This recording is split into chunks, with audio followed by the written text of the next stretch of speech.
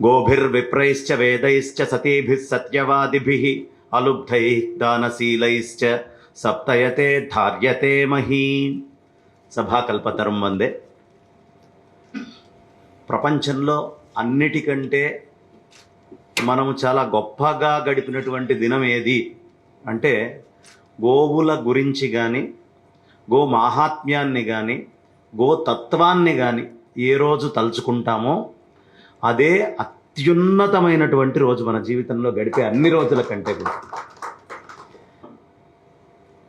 గోముఖము గోపృష్ఠము రెండిటికీ ప్రాధాన్యత ఉన్న గోపృష్ఠానికి అత్యధికమైన ప్రాధాన్యత ఉంది. అందంగా దాన్ని కాస్త 2 ముక్కల్లో చెప్పండి అని అడిగారు.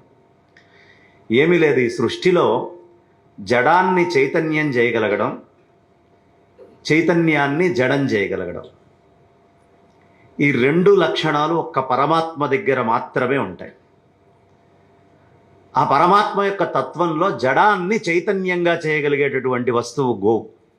ఆవు తినేటటువంటిది ఏమిటి? ఎండిపోయినటువంటి గడ్డి కాస్త ముందర పడేస్తాం. ఆ ఎండిపోయినటువంటి గడ్డిని ఆ తల్లి తిని, గడ్డి ఇంకేముంది, అది జడమే కదా, ఉత్త కందికట్ట, అవన్నీ జడమైన వస్తువులు.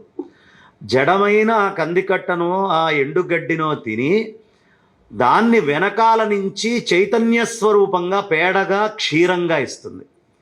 జడంగా ఇచ్చేటటువంటి భాగాన్ని నమస్కరించకుండా అది తీసుకుండేటటువంటి ప్రదేశం ఎప్పుడూ జడ ప్రదేశమే కాబట్టి, నాయనా నాలో జడము వెళ్ళేటటువంటి ప్రదేశాన్ని ఆశ్రయించకండి. ఎక్కడి నుంచి చైతన్యం వచ్చి జడంగా ఉన్న ఈ గడ్డి మళ్ళీ పంటలు, అద్భుతమైనటువంటి మనకి చక్కటి వృక్షాలు, సస్యాలు అన్నీ రావడానికి కారణమై చైతన్య స్వరూపం అవుతుందో ఆ చైతన్యాన్ని ఆశ్రయించండి అనే వైదిక తత్వాన్ని గుంభించి వర్షించడం అనేది గోవు దగ్గర మాత్రమే మనకు అర్థమవుతుంది. కాబట్టి గోపృష్ఠానికి అంత ప్రాధాన్యత ఇస్తారు. ఇంకొక విషయం ఏమిటి అంటే గవామంగేషు తిష్టంతి భువనాని 14 అని మనకు చెప్తారు.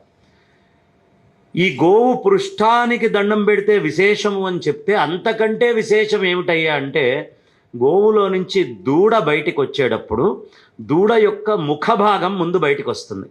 పృష్ఠమునందు ముఖము ఉన్న సమయంలో గనక ఎవడైతే గోవు చుట్టూ ప్రదక్షిణం చేస్తాడో ఆ సమయంలో ప్రదక్షిణం చేసినటువంటి వాడు మొత్తము 14 భువనాలని ప్రదక్షిణం చేస్తే పుణ్యం వస్తుందో ఆ పుణ్యం వస్తుంది అనే విషయాన్ని చెప్పాం.